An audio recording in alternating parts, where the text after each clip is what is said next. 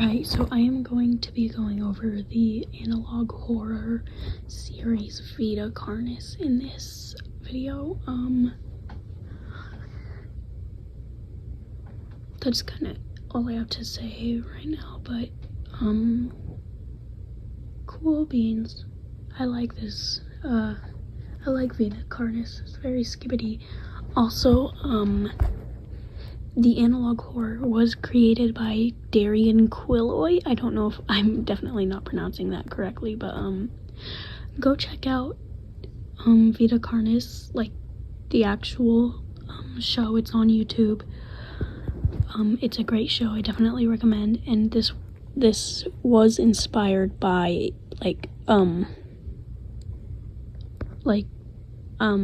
going over it, me going over it is inspired by one of my favorite YouTubers and streamers, EmortalMarcus. Go check him out. That's kind of all I have to say, but yep, enjoy. Warning, this video talks about and shows imagery of graphic content like gore, flashing lights, violence, death. Crap. Viewer discretion is advised. Classified material. Federal law provides severe civil and criminal penalties for the unauthorized viewing of this. Any reproduction, distribution, or display of this video footage is prohibited. The possession of this footage may lead to investigation and detention. If released from custody, the apprehended will face a penalty of $500,000. On planet Earth, life has thrived for millions of years. Creatures big and small have found ways to adapt and evolve to flourish in all types of environments. From barren wastes to lush forests, life can be found. Earth has homed these creatures since the dawn of life itself. Only until very recently, things have changed. Okay, what changed? Well, there's a new creature. I mean, it should be obvious, but what is this creature? How many versions of it are there? What is it? We're gonna find out very soon, because we're Skibbity Sigmas. New life forms have appeared all around the globe and completely changing the balance of nature and what we know about evolution itself. That is why we, at National Living Meat Research, have been studying these new species, trying to help educate everyone about these creatures and their wondrous ways of life. For now, we're just going to refer to them as the Living Meat Corporation, First, what are these new life forms? Since their explosive arrival across the globe in 1931, there has been much debate on what these newcomers are, and where they came from. Are they extraterrestrials coming to invade Earth? Or are they demons who come from hell to purge humanity? From what our scientists have discovered, no. The origins of these creatures are solely to Earth, miraculously out of nowhere. Okay, my theory is that something or someone had evolved and became what we're going to learn about. I honestly have no idea what it is or what it was, but let's get back to the video. We don't know why or how, but one thing is for certain, Earth is now their home. What these creatures are is mysterious and still not well known today. But here is what we do know. These creatures are comprised mainly of muscle tissue, organs, and bones. They greatly resemble animals with no skin, or store-bought meat. Because of these characteristics, they have been named accordingly as Vita Carnis.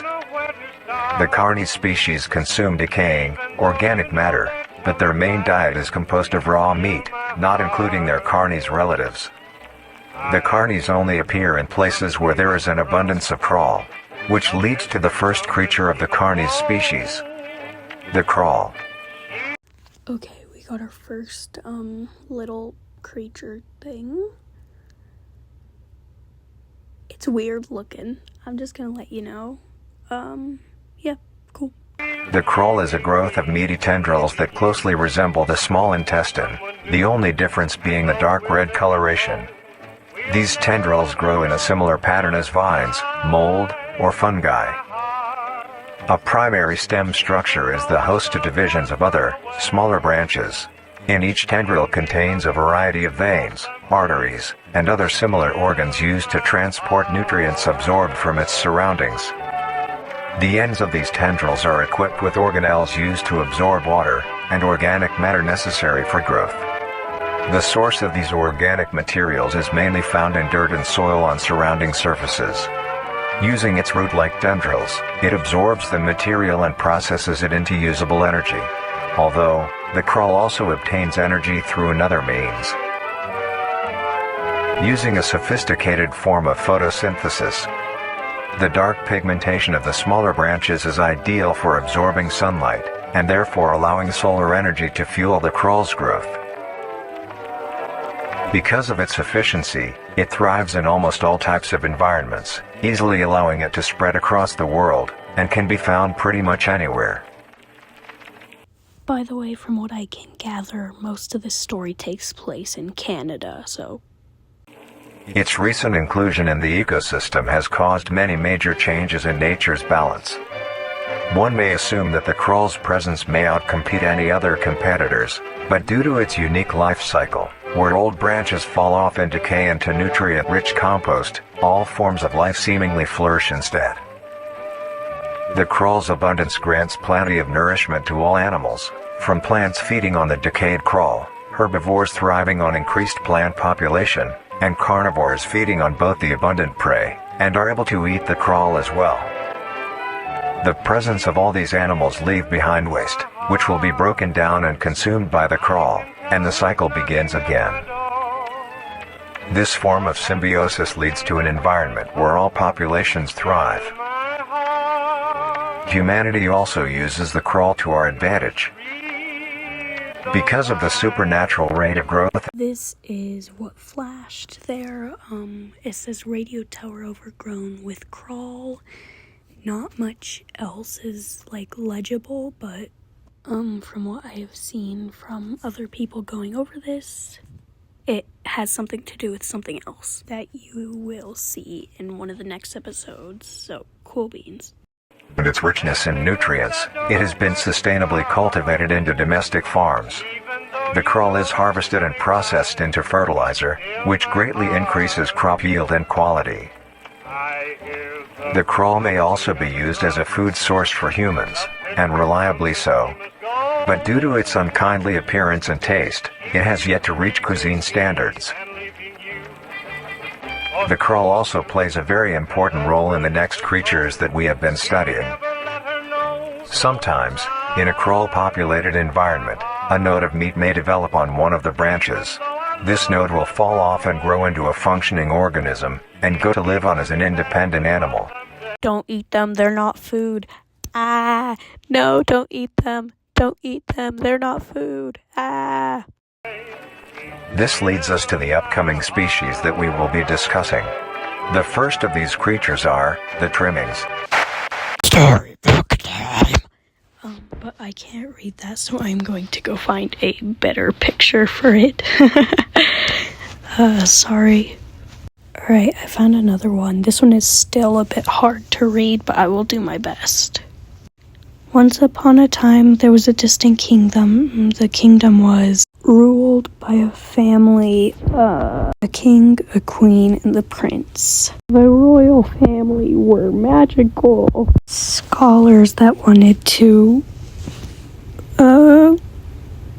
obtain knowledge and expand their kingdom and heighten their mystical abilities. They traveled land and sea to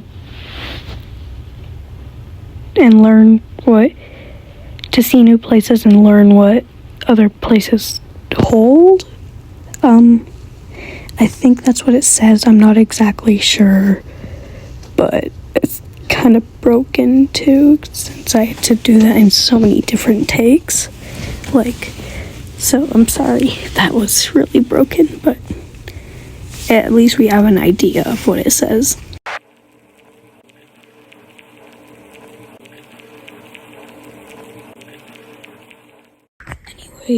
Anyways, that's all I'm going to do for now. I might make more tomorrow, but I don't really know since I have to go back to school tomorrow, since I just had 2 days off since I was sick. But I will definitely post like more shorts tomorrow at least. But that's kind of all I have right now. But a special thank you to Darian Quilloy, I don't exactly know how to pronounce it, and EmortalMarcus. Darian Quilloy is the creator of Vita, carnis, and honestly, like one of the reasons I haven't gone completely insane right now. So a special thanks to him, and a special thanks to EmortalMarcus for like inspiring me to start making content like this, since he's kind of how I found out about analog horror. So definitely go check out their channel.